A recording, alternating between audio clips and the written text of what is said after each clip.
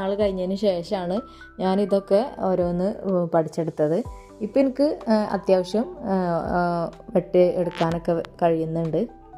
എന്തായാലും ഞാനിതൊക്കെ ഒന്ന് വെട്ടി ചീന്തി എടുക്കട്ടെ.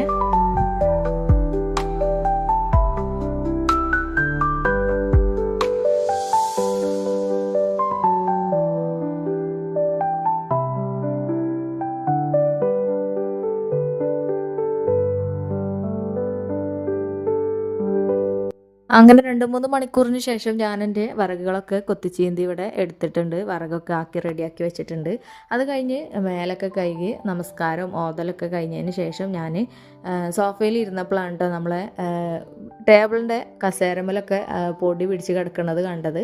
അത് അപ്പം തന്നെ ഒന്ന് തുടച്ചെടുക്കാമെന്ന് വിചാരിച്ചു. അങ്ങനെ നമ്മുടെ ടേബിളിൻ്റെ കസേരയൊക്കെ നന്നായിട്ട് തുടച്ച് വൃത്തിയാക്കി എടുത്തതിന് ശേഷം മക്കൾക്ക് ചോറൊക്കെ കൊടുത്തു.